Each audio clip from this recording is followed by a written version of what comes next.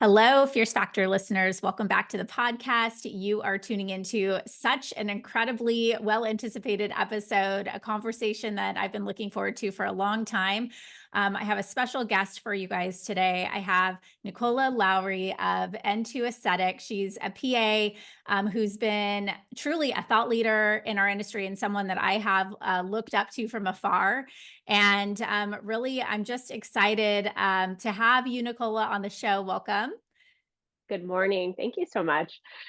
Good morning. So, a little background. As we enroll new academy members into our programming, we get to know a lot about them, their experience, their perspective on the industry. And one of the questions we ask them in their onboarding questionnaire is who they look up to as a mentor slash who are they fangirling over. And Nicola, your name comes up again and again and again. And I was like, I need to get to know this woman. And so I actually Yeah. reached out to you and said, hey, told you a little bit about the story and some of our mutual friends and colleagues as well. And you agreed to have this conversation with me. So thanks Well, for and it's, putting. I mean, we talked about it when we spoke on the phone that day, but it was very serendipitous because a good friend of mine works very closely with you.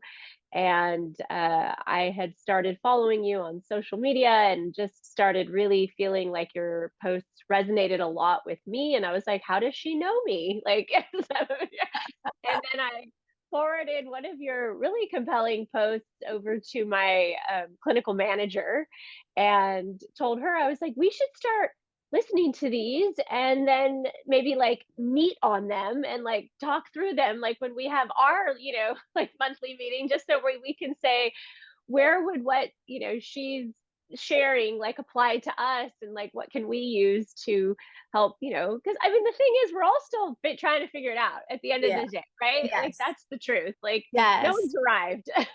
I mean, that just warms my heart that, because I'm talking into a microphone and like hope somebody listens. So I appreciate that.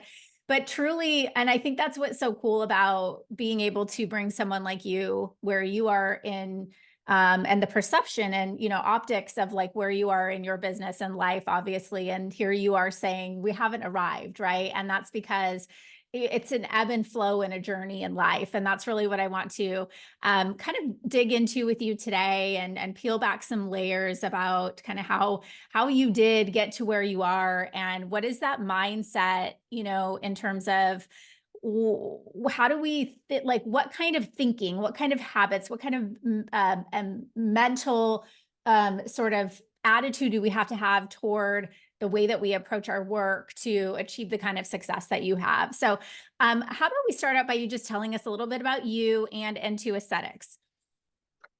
Okay. Well, I've been around a long time.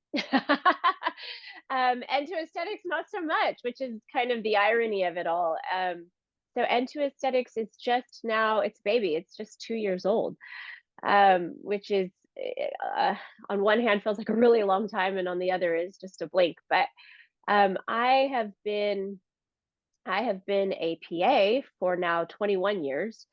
Graduated from LA County USC, Keck School of Medicine for my PA program back in 2003. Specifically was intending to go into ER and did that, and actually practiced emergency medicine for 15 years of my professional career, and loved it. It was, I'm a kind of an adrenaline junkie, really fast paced, definitely able to solve problems and wrap them up neatly with a bow and send them out the door and not have to deal with kind of the chronic difficulties that medicine often kind of unfortunately, you know what I'm saying. Yeah. I think for me, the frustration with traditional medicine and just throwing pills at everything, and people not being accountable for their health, like that was not something I ever saw myself being able to do well. But the ER was a great place for me. However, I also did get to a point where the ER was, I was pretty burned out. I recognized that my perspective on patients in the ER had shifted to a point where I thought everyone was drug seeking and crazy. And it was probably the time for me to leave, because I was probably going to miss something and maybe hurt somebody. And that wasn't going to be good for anybody. So, uh, and simultaneously, the thing is, I started my aesthetic career just 1 year out of my PA program, and the way that I was introduced to aesthetics is kind of unique, and it's a fun story. So, 2002 was the year that Botox Cosmetic launched, Mm. and I was midway through my PA program. One of our clinical educators was a PA that worked in dermatology, and he was younger. And I think, and myself and a couple of the girls that I like studied with every week, we were a little bit older. Like, we didn't go like straight from high school to college to PA school. We all kind of had done some other things and then kind of ended ourselves there. And we were in our late 20s, early 30s at that point. And he came to one of our, one day at school, we were, doing our clinicals, and he said, "You guys, there's this new medication." He goes, "We just got samples of it." He goes, "It's supposed to like get rid of the wrinkles between your eyes." And we're like, "What?" And he's like, "No, yeah." He's like, "It seems really cool." He goes, "But I haven't really tried it on anybody yet." He goes, You're like, and I'm into the drug seeking. well, and but so the thing is, I think he kind of had a crush on like one of the girls in my study group, right? So he wanted like an excuse to like come to one of our at home study sessions. And he's like, "Why don't I come over on Thursday when you guys get together?" And he goes, "And we'll just try it. Like, I'll inject you guys with it. We'll see what happens." And we're all like, "Sure," right? So he comes over. Each one of us, there's four of us, each one of us got 20 units in our glabellar complex. And, a couple weeks later, it kicked in. I'm like, "What the heck is this magic juju?" Right? I'm like, I'm obsessed. It's so cool. And I remember telling my husband, who was then just my boyfriend, and I said, "I don't know." I said, "But this is kind of fun. I feel like I would want to do this too." And so graduated 2003, got my first ER job, kind of made sure I had my, feet grounded in that world a little bit. And then in 2004, started just searching out like education opportunities on this like aesthetic thing, and went to a little 2-day course where on day one, and now this is 2004, and I think that was the year that we had our first hyaluronic acid filler, which was just plain old Resty. And so on day one, we learned how to inject 20 units in the glabellar complex with Botox. And on day two, they handed us a syringe of Restylane, and they taught us how to fan in the mid depth and the nasolabial fold with a needle, which just, I mean, the fact that like, I don't even know, and Mhm. put just 4 boluses into the lip. And that's how you did filler. And I got a certificate. And just around that same time, there was a medical spa that had opened just up the street from my house. And I thought, "Oh my God, I can walk there." Went in there, kind of just like cold called, the guy, took my CV, introduced myself, said, "I took a course, I'm certified, I'd love to come do this for you." And he hired me. It was a businessman that owned this little like sketchy med spa in Hermosa Beach. I never knew who my medical director was. I think he was like an orthopedic surgeon in Arizona. And I started doing aesthetics. And there you have And there it. you have it. Oh my goodness. So you were doing this in while you were working in the ER.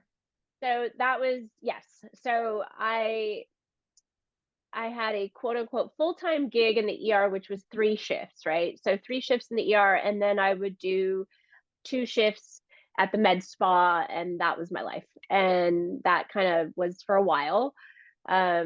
Got married and then started having babies, and was working way more part-time, kind of never went back full-time to the ER, and still stayed part-time in the aesthetics gig, which was obviously the easier, fluffier gig, like no stress, shorter shifts, closer to home, all the things. Um, and yes, did that simultaneously, both things for 15 years. And then just, yeah, maybe 2018, about, maybe a little bit before that. I started educating in the aesthetic Mm. space, or so first came Instagram, and Mhm. then came my opportunity to start educating, and my I was brought on with Allergan as independent contractor to start teaching for them, and got very popular very quick in terms of like requests for trainings, Mhm. and in terms of one, I loved it. So even going back farther into my history, a lot of people don't know this. A lot of people do, but a lot of people don't. I danced professionally in my life, and started dancing when I was 2.5 years old. I'm a little teapot, right? And by the time I was 15, I was actually doing like paid contract work. I was doing stuff, Okay, for I just Disney. I was feel so much better hearing this because I saw you post yourself in a handstand on your 50th birthday or something. Like, wow. Like, I gotta step up my game. I mean, I do not dance anymore, and I think my back hurt for 2 weeks after that post, but, you do it for the gram, I with some it viral was worth trending it. It's worth it. something, something on TikTok. But yes, I dance professionally, and, when even when I was in high school, some of my first, like, jobs making money was teaching, and Mhm. I loved to teach, and I feel like there is this big crossover between being able to teach dance, which is an intricate understanding of your body and where it is in space, and how to correctly, drive movement. Mm. And then how can I teach someone to improve their technical skills with injecting, right? Yeah. And so somehow, some way, there's this opportunity to take something that's conceptually a little bit difficult and to break it down and simplify it for people so that they can improve with their skill. And for whatever reason, I love that. I think that it's something that really it just feels good to me to offer that and to see people to improve. I don't know. I love it. Just always loved teaching.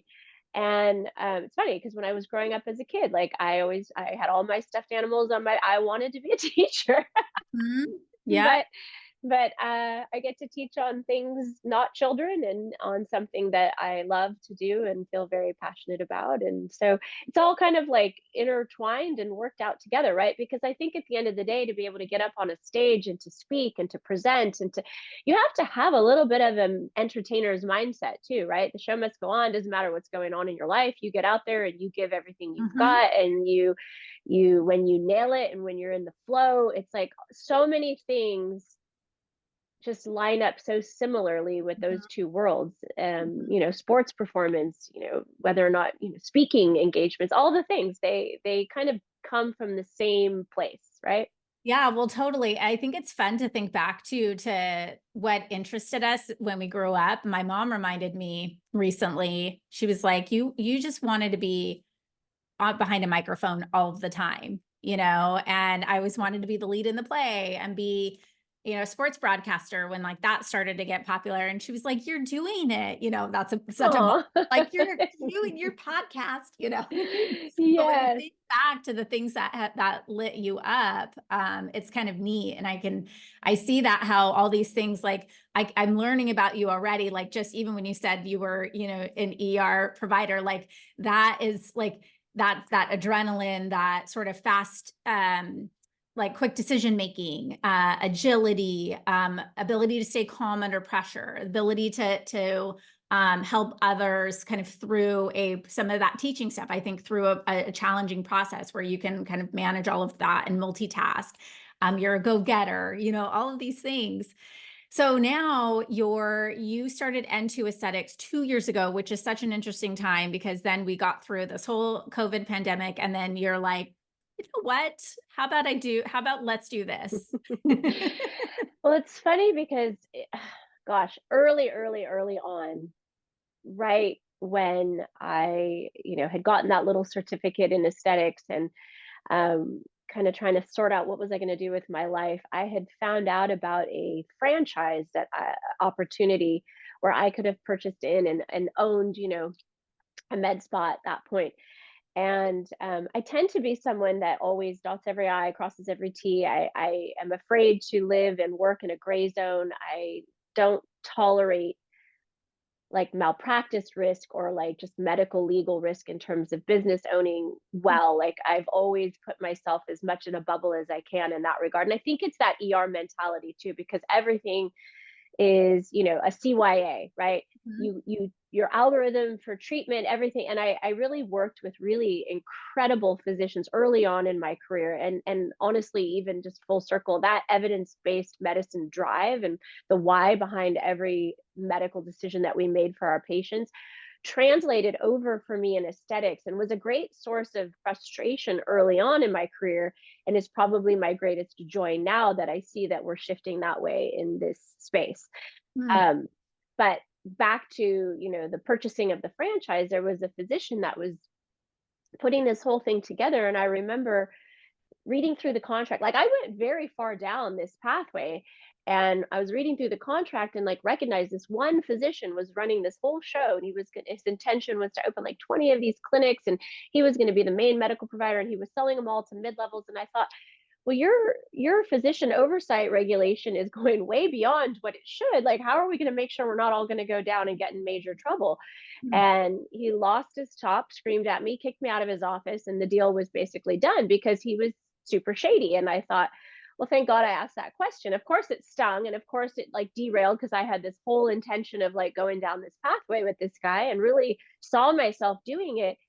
And then, interestingly enough, I was pregnant very short after that. And so it just kind of all worked out as it should. And then my second son was like a little bit quicker than we ever really expected. My boys are like 18 months apart. And so I was in the weeds for a hot minute, and probably, things happen for you, not to you. And that's been a big Mm.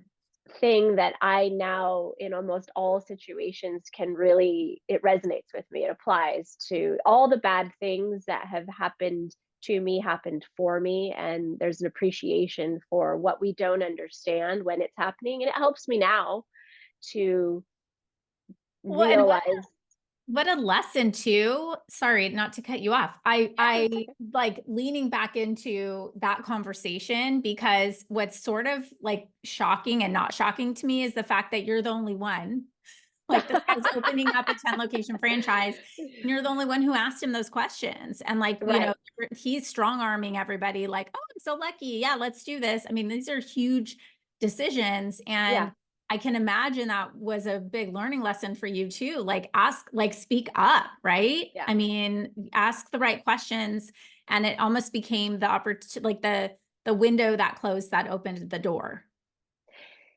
Yes, I think it put it on a little bit of a pause, and not I continued to practice aesthetics. I was kind of like a serial monogamist. Like I was like 4 years here and then 4 years there, and it was like I would grow out of a space and then move into another space. And at one point was working in a family practice slash urgent care, where the physician also like had his little certificate in Botox because he did his wife and his friends. And I kind of like did this little mock business opening where I kind of launched an aesthetic practice within his practice. And that gave me a little bit of that experience, and kind of like I didn't go into someone's established practice and become part of that. I sort of did that. And then but then he turned out to be kind of a bad guy, so left that. I mean, it's like, I've had all of my trials and tribulations. I've kind of been through it all.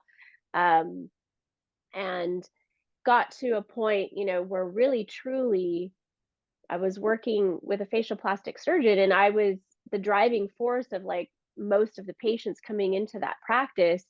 And I truly didn't fit. I didn't fit into their scheduling model. I didn't, I was actually told at one point like that I was a burden on the reception staff because there Mm. was too many calls for me. And I was like, are you serious that we're having this conversation right now? Like I'm sorry.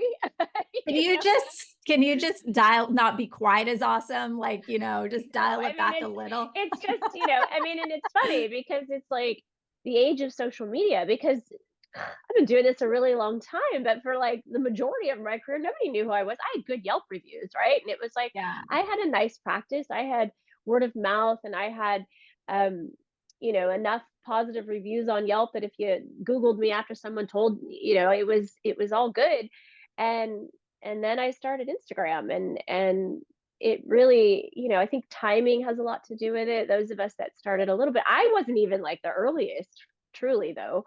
Um, I know girls that had started, 2, 3 years even before I did, but it changed my life, and Mm, people um, knew, like, why do people know who I am and tell you that I'm the person that they wanted you to mhm. have on your podcast? There's no other way that they would have known, really. I mean, Lots of I don't creepers like know. me out there, let me tell you.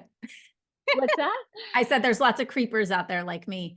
Oh, Yeah, no, that's true, I try right? not Sort to of think about like that. and it's the tyranny of social media. It's like the open door to visibility. It's the ability to market and scale, in an affordable way. And it also is like equally such a big responsibility, And so, how do you show up? And we can talk specifically about Instagram, but do you feel like because of that, you had your head down, you're an educator, you're doing your thing, you're teaching, you're, growing and developing just internally, like this sort of inside out philosophy. And then all of a sudden now you have this brand, you have this presence. Did you feel pressure? I mean, how did that change the way that you showed up? Did I feel pressure in terms of what? Yeah, in general, like now I have this exposure and there's like, for Yes, example, of course. Yeah, yeah, spotlight yeah. on me. Hmm. So, yes. And there's a love hate. I think everybody has a love hate with the social media responsibility. And the fact of the matter is, we have to do it in Right. this space. I mean, people don't look at your website in the same way. Yes, I do think that people will utilize reviews to a certain extent. But at the end of the day, social media has allowed this opportunity for people to kind of get to know you, and you have the opportunity to put your best face forward, and choose how much vulnerability you'll have, or how much it's really driven by more of a hired out marketing company that helps you with it. I think the magic sauce is that you have to do a lot of it on your own. I don't believe that you can be as successful if you have someone else doing it for you. And so with that, then becomes the pressure of consistency with posts, making sure that your posts are good. It truly does become a third job, right? Like, for me, had my teaching job, I had my clinical job, and then I had my social media job, and then I'm a mom, right? And so there's And a that. lot. We're spread thin, and I think that at first, there's pros and cons to it all always. When I first started my account, there was a woman I was working with who was poo-pooing my strategy. And I don't know. I mean, I just kind of felt like I wanted to do what felt right to me. And I didn't want it to be like a marketing type thing. I never, even to this day, feel great when it seems like a post is too salesy. Like, it's not. I think that the value comes when you share value with others, and then they find a compelling reason that they want to follow, right? Who wants to follow a bunch of commercials? We all hate commercials. That's why we've gone to, streaming TV. Like, we don't want to Good see point. commercials. Hmm. And so there has to be a value. And so when nobody was talking about anatomy when I started talking about anatomy. Nobody. And I don't know if I have anything to do with the trajectory of why anatomy became so popular, but maybe. Um, and I know for me that it was an opportunity that not only was I spending time on creating posts, but I was simultaneously educating myself. Hmm. So maybe there was value in two ways. And I was studying, and I'll tell you why. Happened for me, not to me, but I had the worst complication, still to this day, about 10 years ago now. I've been injecting for 20 years, and I've had two vascular adverse events in 20 years, which I think is actually And actually the second one was just last year. And so that also goes to show that even if you're doing quote unquote everything right, that you can still run into trouble. My experience between the first one that I had, where I didn't even know that that was something that could happen, because no one had educated us. No one ever talked about complications. It wasn't sexy to go take a cadaver course, and now I mean, I tell trainees this all the time. Like, on one hand, they're so fortunate because they have access to so much information, but on the other hand, oh my gosh, how overwhelming. Like, who do you go train with, and who do you believe, and what course has value, and it's a lot to have to sift through. And it's also like an insurmountable amount of information when you're trying to get started. For me, it was like this 2-day course, and like, here, you're an expert, here's your certificate, Right. you know everything that there is to know, because there was nothing to know, and now there's so much to know. But I had a vascular occlusion, and I put air quotes because we don't know. There's so much to consider in terms of like, what does that truly mean, and what's going on, but that's a whole other podcast. um but I recognized that I didn't deserve to be doing what I was doing. I didn't know enough Mm. to that where I felt like I should even be allowed to continue and to inject another face. And there was a crossroads there, and it was I had hurt somebody very badly, and I thought, I, I the whole thing, and then the recognition that the regulatory oversight, the lack of, like, Mhm. true certification in a specialty, the lack of true education.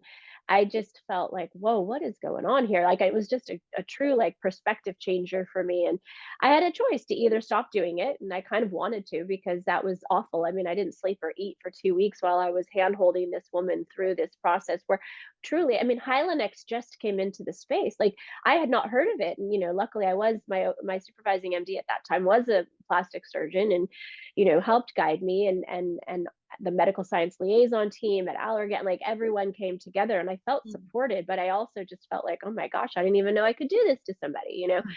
And so then that ended up kind of pushing me.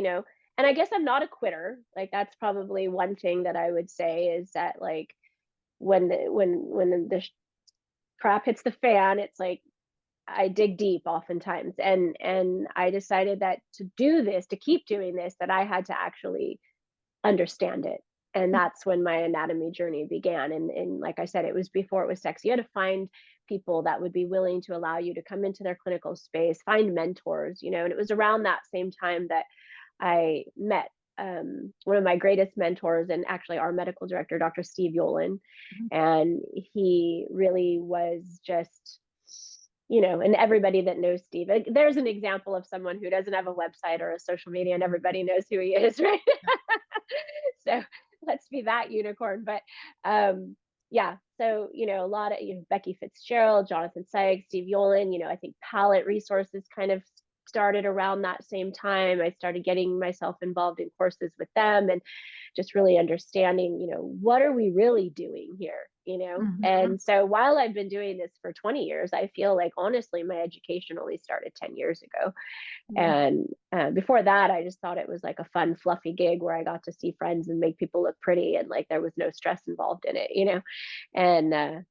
And so then when I started, it's a long story, long answer to a silly question, but I started my Instagram, sharing what I was learning simultaneously. And then just one day I was like, I recognized, because I was busy all week, I recognized that I was kind of spending a lot of my Saturdays like studying and kind of creating content, and then posting it on Sunday. It's just what happened.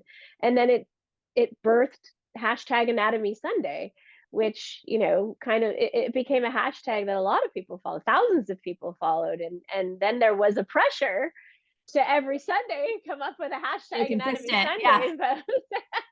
But what ended up happening, and this is both like a great accomplishment, and also in my mind right now something that is still needing attention, and because it's been such a long, strained thing, maybe a little bit of failure on my part, and part of the, like, I'm too busy, syndrome.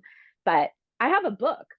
I have a book called hashtag Anatomy Sunday. It's on this computer on a on a folder, but I have yet to finish the process of getting it, edited and laid out beautifully and published. And so at some point, by the time I finally get to that, I'm going to have to revise it so much because, every year I learn more and would hate to put something out that wasn't 100% relevant. So we'll see. Wow. Yeah. I mean, that's sort of, it's funny. That's the conundrum, right? Because as you advance, and I found this, and certainly, you as a clinical provider, you see this with athletes, you see this with real estate agents, right? As you grow and you become bigger and better and smarter and learn more, you almost get to this like precipice where you realize that you start to become more aware of what you don't know. It's really interesting, like Mm, where, right, you're sort of just what's that, like kind of naively unaware in the beginning, and like everything's just, you're excited, and then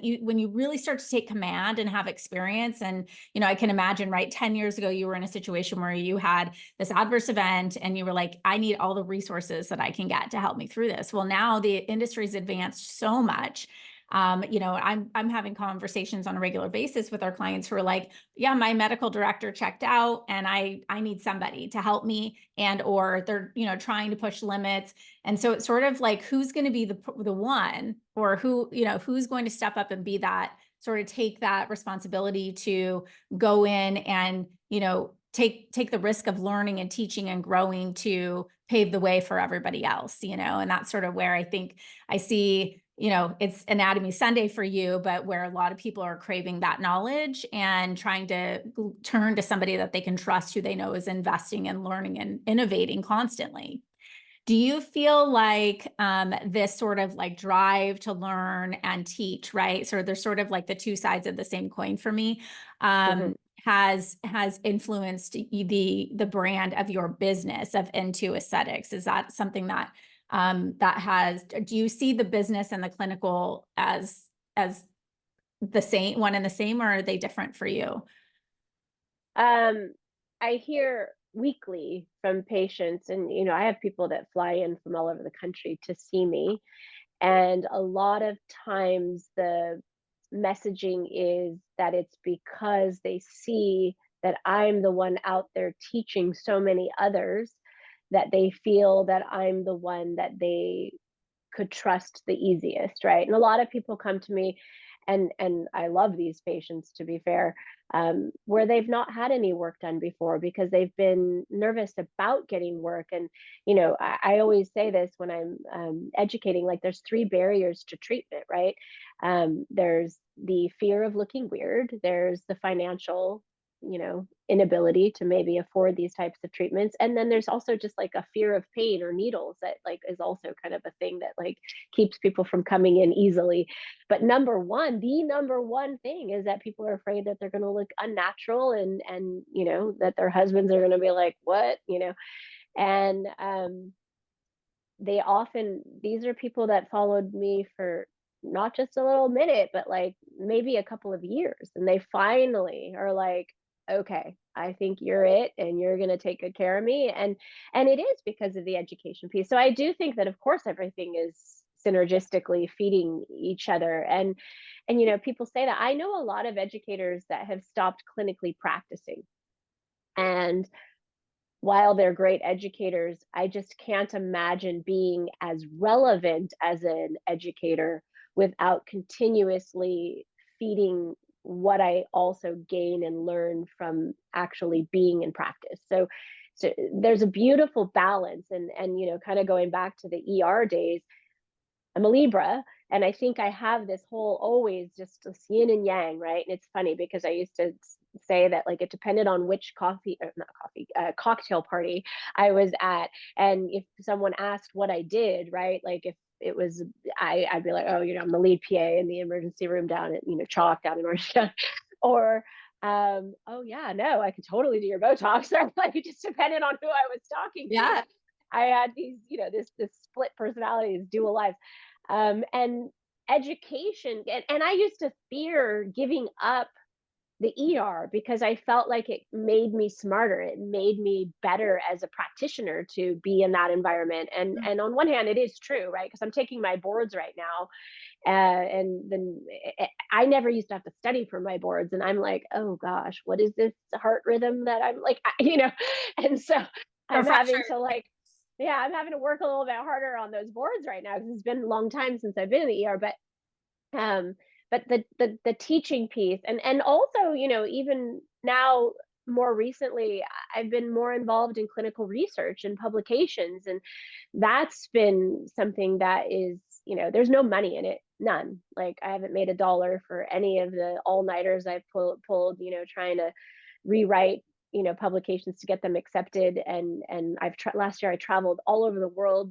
scanning people's temples for a study that we're waiting on the acceptance right now for the publication to come out. And you give up time with your family and from your clinic, and it costs you, but it is one of those things that you want to make a difference. I want to be one of those people that's contributing on that level, not just sharing other people's work, but also being able to come to our realizations of, there's just still so much that we don't know, and Yeah. it's It's pretty interesting. cool. Well, what's resonating for me, and something I've admired about you, and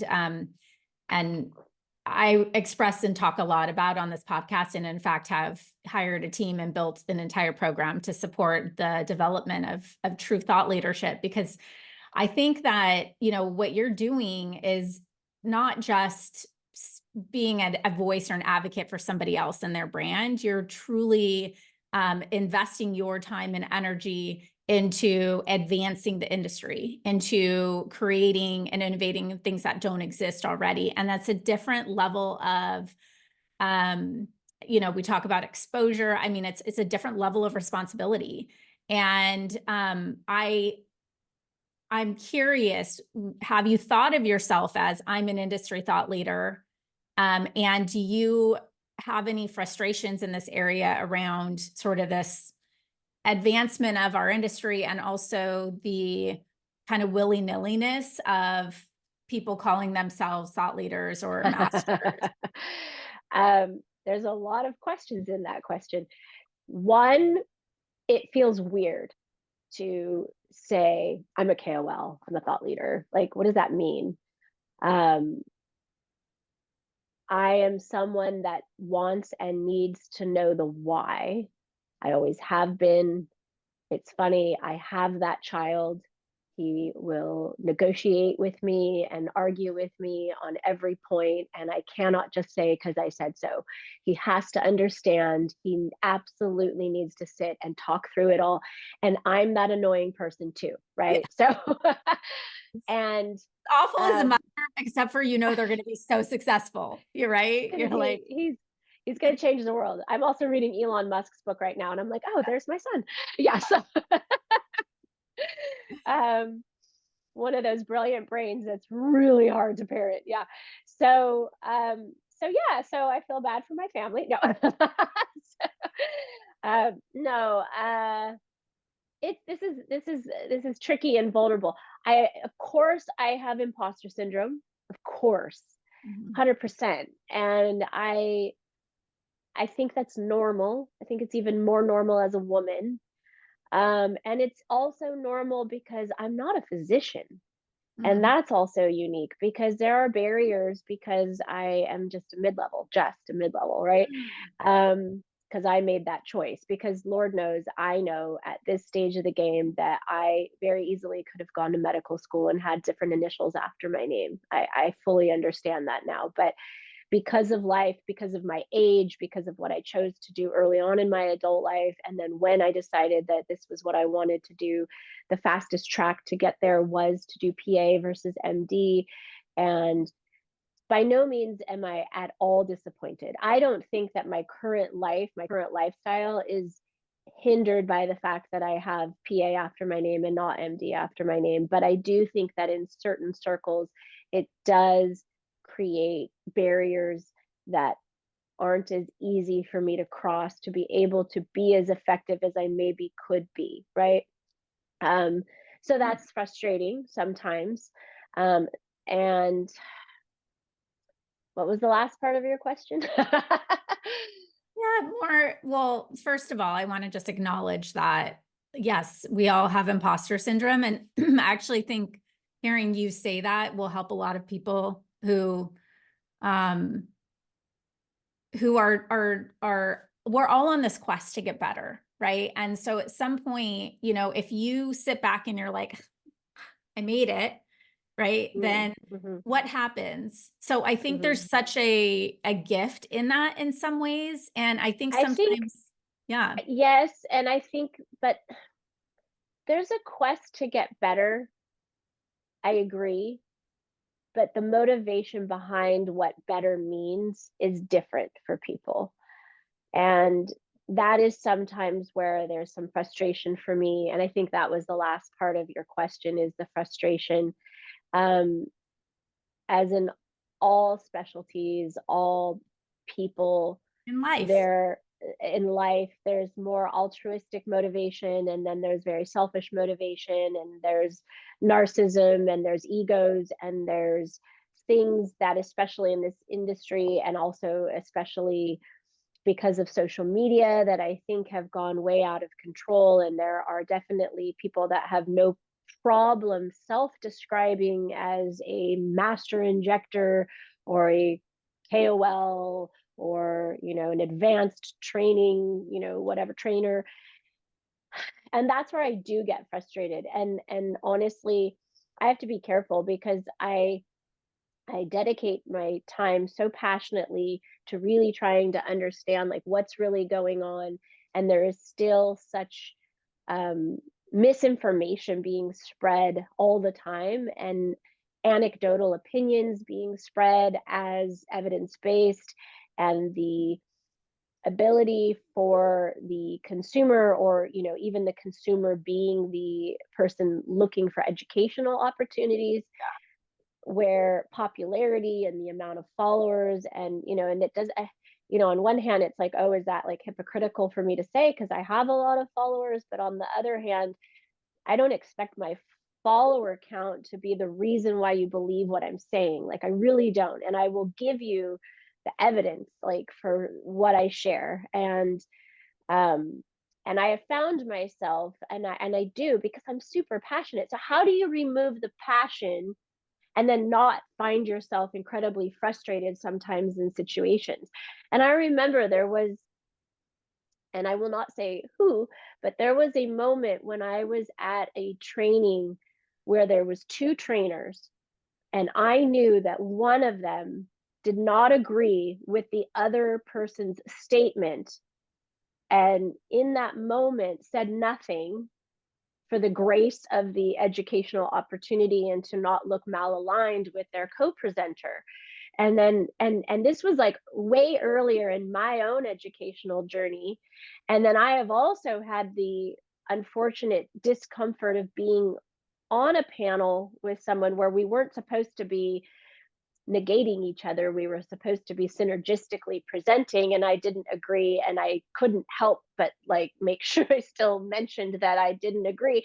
And it gets, and then it's not good for the participant. And so all things are true in this world in that way. But I remember just thinking like I had such a hard time because I just thought, but you didn't speak your truth, and your truth is the right truth, and that person said something, when I was in that moment of being in the seat and watching these two people, and spoke to one of them after, like, but like, you have said X, and like while you're up there, you were agreeing with Y.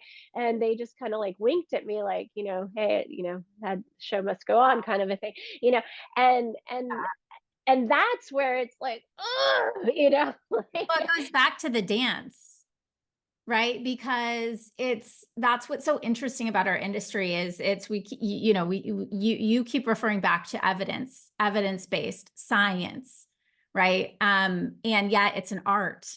And so it's almost like I always say, like, in any situation when I'm like coaching myself through a hard time, I'm like, okay, there's their opinion and my opinion, and the truth is somewhere in the middle. And I think what's so cool about where we are and what you're doing, Nicola, is that there's a stimulation of thought of of sort of disrupting that status quo that is advancing making everybody think in a different way, a little bit more provocatively. And that's how we're all growing. So those conversations are important, right? I think like just having dissenting opinion actually makes us stronger and better. And on the positive, I feel like a lot of conferences nowadays are allowing for panel discussions, and they intend for the disruptors, and they intend for the people to actually You like have watching those. that stuff. That's right. We all do. It's like bad reality TV, right? We love a good argument. But I think, at least that's being embraced, and it's not this whole, showcase of like, oh no, we just all have to look a certain way. So all things are true. But I think, we also have to just be aware that this is what's going on. And this is where I just always try and like message, like, question everything. Ask for the source, ask for the paper, ask for, you know, and I'll be the first, because you're right. It is. There's this dichotomy, because there is still an aesthetic, artful piece to what we practice.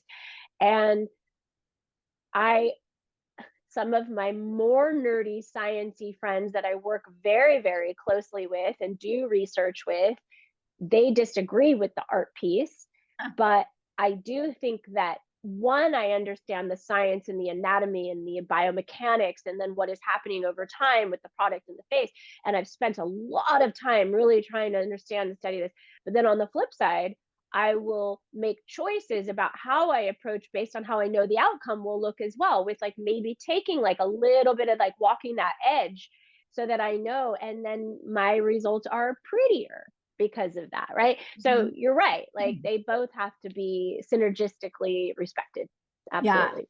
Well, and it's challenging to know as like a consumer, what to know, what to look for. Like, certainly I know your Instagram, like you're giving yourself, talking about your education. And I know that's important to you because you put all the time into it. But like when I look at your results, they're pretty badass. Like I mean, so like I'm like, okay, I want to look like that. Like Well, you let's got to back it up. That's right. Like, yeah, you yeah, can know all the things, and then if you don't have some amazing, before and afters to say, and see, here's how it looks when you're all done, right? Like, so you got yeah. to have both for sure. No, Yeah. totally.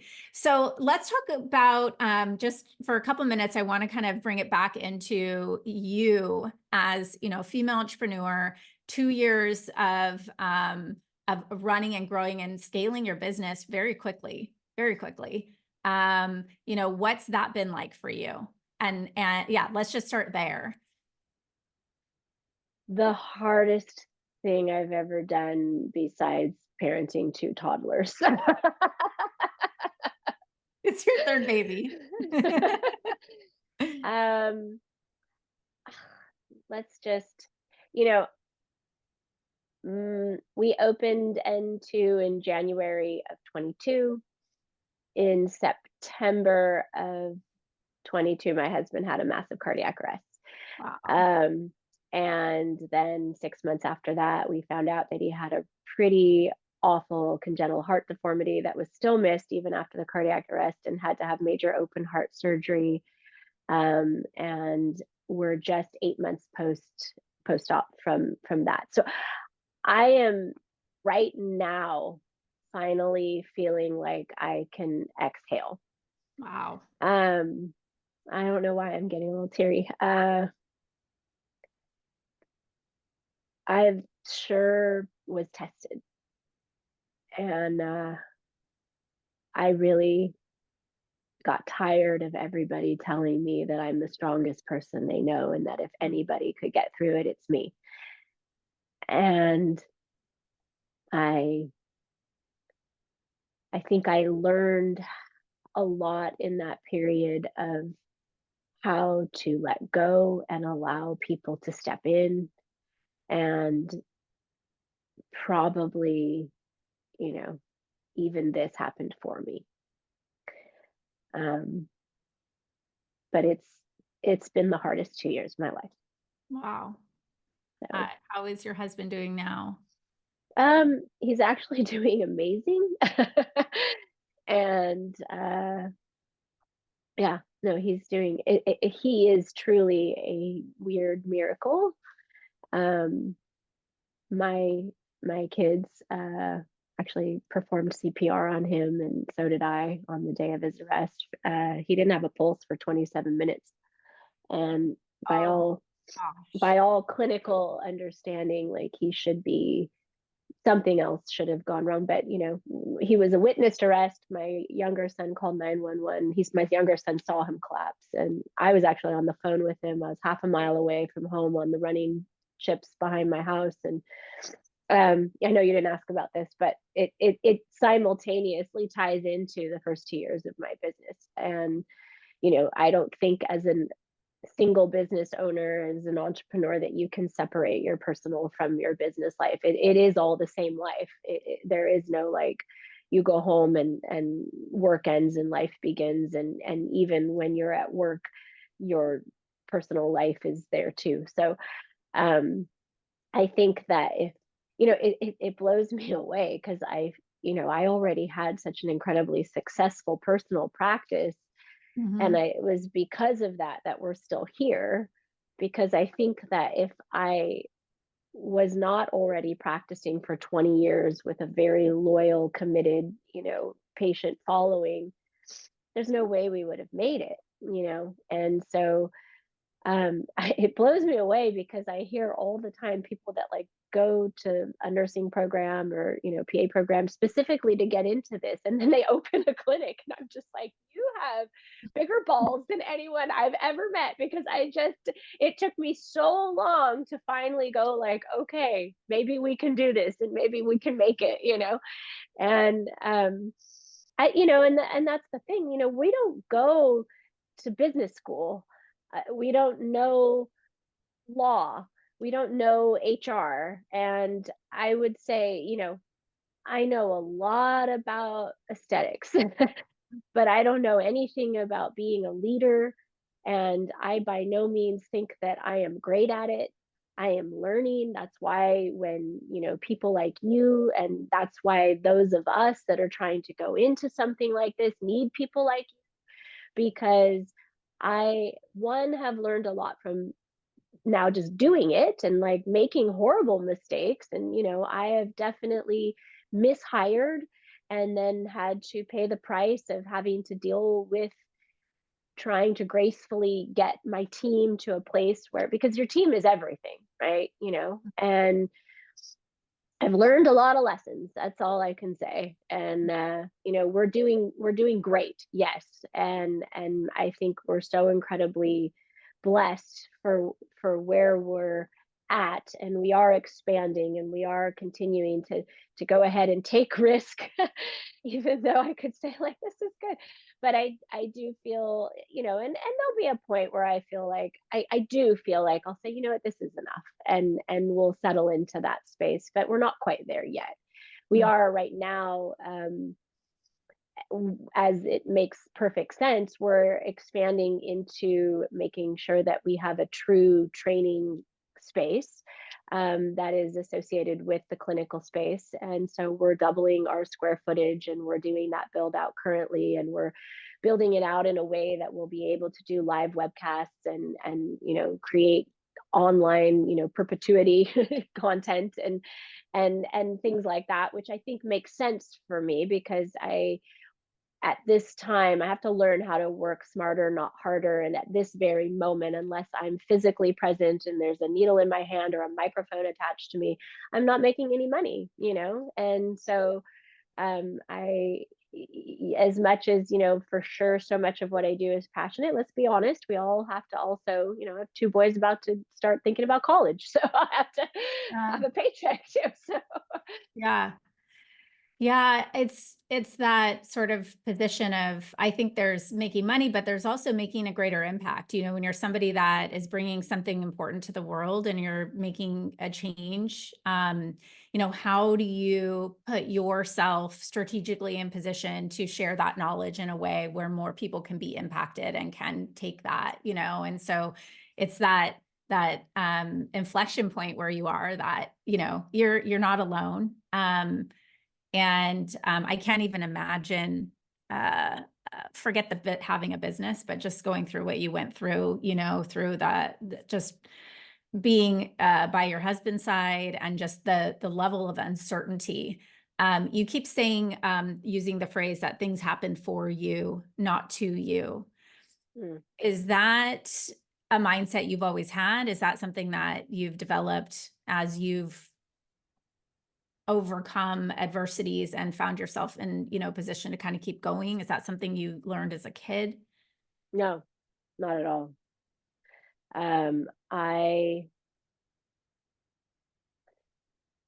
I was having a conversation with a person who I have just great respect for, someone in the business, but more on like the corporate side of things, and just somehow, like, there's those rare people that you meet that you suddenly click with. It's like, like the most amazing first date, but it's not a romantic situation, and it's like you just, you can't.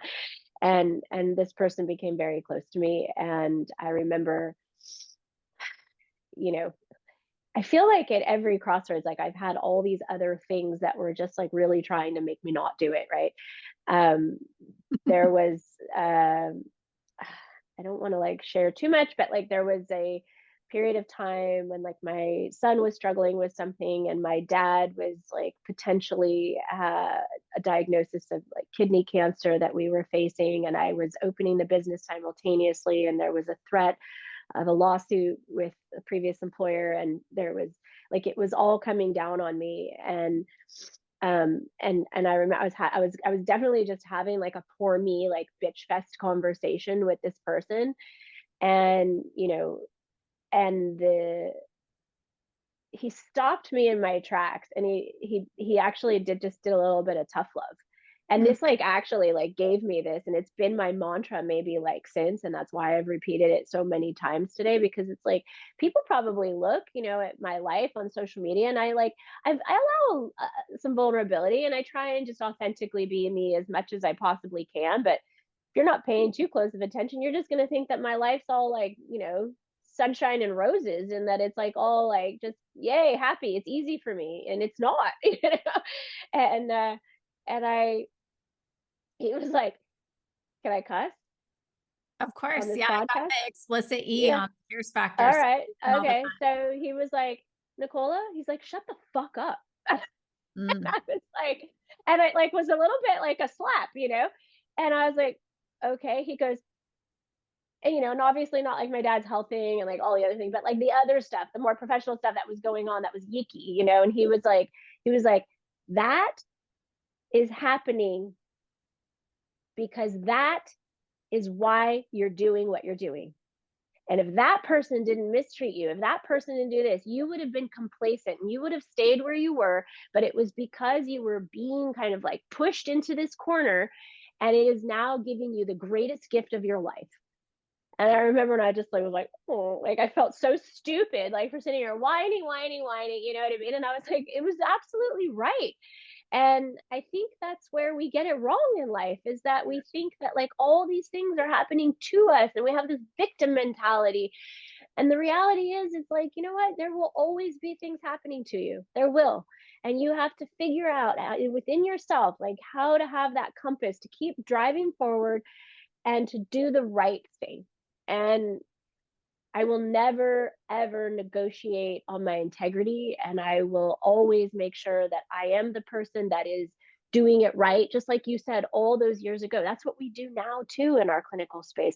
There is something that bothers me a lot in this industry about the lack of regulation, and the fact that so many people own clinics, and that and this is, and I want to make sure I just share this little caveat before I say this, but you know I believe that RNs can inject and should inject. And I know many RNs that are incredibly talented, but the oversight and the way that this is all happening in terms of like, the medical board and the nursing board, and the fact that so much gray is being taken advantage of, is very disturbing to me. And I do believe that while there are very good nurses out there that are injecting and doing wonderful work and are very intelligent and a blessing to the space, that there are also corporate owned facilities with lack of oversight, where nurses are practicing medicine and do not have the right type of supervision or the right type And of mentorship. anything, and that they're fresh out of school and they're doing things that maybe they shouldn't, just like I did early in the beginning when I didn't know anything. And then I learned the hard way by hurting somebody. And Mhm. so, anyway, that's just, that's a big thing for me as well. I mean, I can't tell you how much I've spent in attorney's fees getting my law degree, basically, Yeah, in right. terms of making sure that we do it the right way. But I think that's something that needs to be considered, and that's where I do have an issue with all the corporatization stuff, because we have non-medical people starting to drive this industry, and that is Yes. very concerning to me. Yes. That's a whole other podcast too. That is a whole other podcast to be continued. Yeah, and I have versions of this conversation with, colleagues of yours who are also, driving um, research and, more of the evidence, fact finding the evidence in the industry and trying to kind of move it.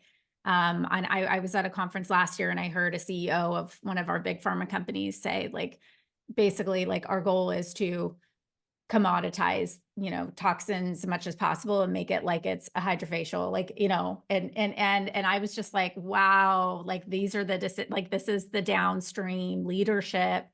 And so it does take a village at this point. And I think we're for as advanced as we are, we're still, also so there's so much to learn and so much like of this like sweetness in the fruit, so to speak, Yeah, yeah.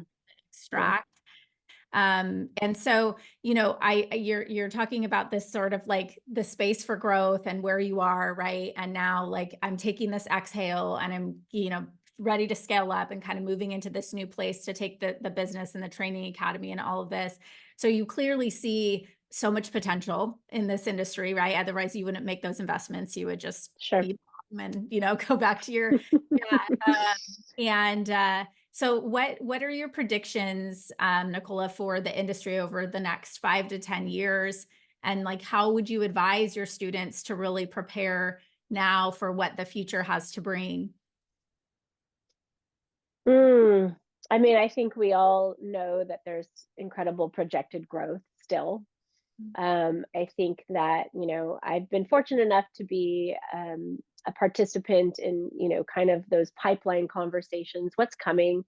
I have many colleagues that I'm very close with in Europe, and I think that we oftentimes are just a few years behind them in terms of things that are going to be coming down into our opportunities. I think that regenerative treatments are going to become more and more popular. We see companies like Acorn, where we're just at the forefront of these like stem cell and exosome, uh, products that are going to be coming into our space, and then you have choices again, like which one is going to be the better one, and what's great for business and what's great and there's so much we don't know about all of that. But I see a shift, a transition, and I'm seeing it more and more with a lot of my friends, where it's this holistic approach to health and wellness, and aesthetics is kind of one piece of that, which I love, because I think that we're moving away from that all things can be fixed with toxin filler, and that is still a message that I feel like I'm constantly trying to shift for patients as well, where they get a dopamine hit from the immediate filler results, and then they keep wanting to have that dopamine hit, and at a certain point you've passed the threshold and now there's no more dopamine, now you just look weird and we've got to do corrective work. I think that a big part of our practices now, after 20 years of, you know, Botox and fillers, and more specifically, obviously, fillers, because we know that they last in the face for decades, not for just, 6 months or a year, like the quote unquote FDA leaflet. But that a big part of where we need to be focused is on understanding quote unquote complication management, but not just, in terms of like an immediate complication response, but, poor outcome management, where we want to take people back to a more beautiful natural baseline. And I'm at the helm with several others, like-minded people that are trying to push the utilization of imaging aka ultrasound in aesthetics. I think that's another reason why a lot of people will come and fly to see me versus going to see someone in their local town, because they know that I have an opportunity to, one, get more information about them and to, keep them safer that way. And I have inquiries daily for corrective work. And so I think that, and it's funny because what I have found is that anytime there's a complication or there's a trouble with like doing corrective work, the first thing that every single provider says is, well, who has an ultrasound? And without regard of whether or not they actually know how to use the ultrasound properly or not, but like, who has an ultrasound? We have to call them. But then there's still this lack of investment in that education and that learning curve, and there's some sort of trepidation where they think that that learning curve is so big and insurmountable that they're afraid to go ahead and take it. And where I see that the most is actually in more experienced providers, honestly. But so I'm hopeful because I am very passionate about bringing ultrasound into our space in a more where it's becoming the norm as opposed to this like unique thing that people offer. So I think there's so many places that this industry is going. I think we only see growth. I think that everybody in the TikTok age bracket is interested in biohacking and how can I, and they're already like, how do I prevent and how do I, never age and all this stuff. And so, there's a lot of room for a lot of things, and it's exciting. So it is a great space to be involved in, and uniquely, we are lucky because it's not necessarily driven by insurance companies and where we're required to practice within a certain way. But this is where I would also warn against what I think is happening right now in the aesthetic space, and what I will, and I'll never say never, but for a long time will not just join forces with some private equity group that come in. And last week I had 4 reach out to me that want to buy me already. And I'm just like, I haven't even started yet, Right. like, what are you buying, but I would warn business owners that currently own their practices. And I would also just look at what happened to the dental industry. There are hardly any privately owned dental practices anymore. And how awful is that, right? And I feel like there's this, none of us are good or want to be good necessarily at business. And we want to just stick to what we know and let somebody else deal with all the heartache, because all that stuff isn't the fun, sexy side of things.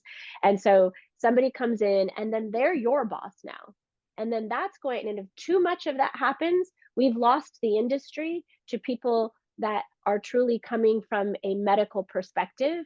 And to me, that's incredibly dangerous. And it's going to be a huge disservice to the aesthetic industry as a whole, because all of the progress and the intensity of the passion of what we're trying to do is now being dictated and overseen and limited by bean counters.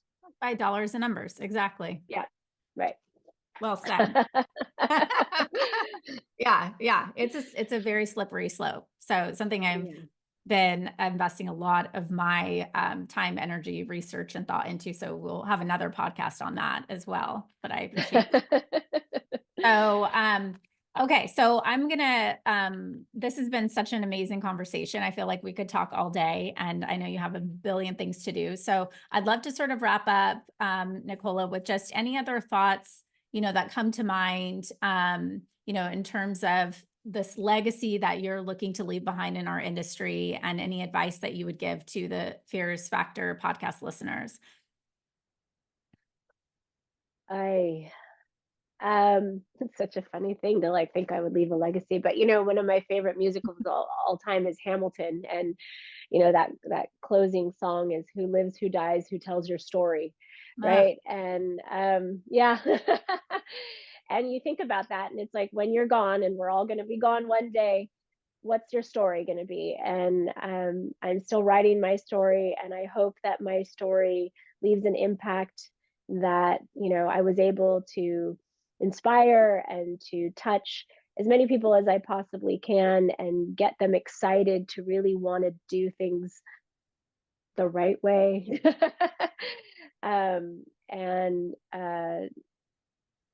And I think just question everything. Always make sure that you're take things with a grain of salt and use your critical thinking when you are listening to others, and make sure that you stay ethical and that you keep doing this all for the right reasons. Ugh, gave me chills. I think it sounds like you're well on your way to carving out that story for yourself. So I personally want to thank you, as you've impacted me in so many ways, and so many of the women that I get to work with on a daily basis. And I'm excited to continue our conversations, and I'm excited for what's to come, for this industry, and to have a thought leader like you to be leading the charge. So it's been such a pleasure having the chat with you, and thanks for everything you do.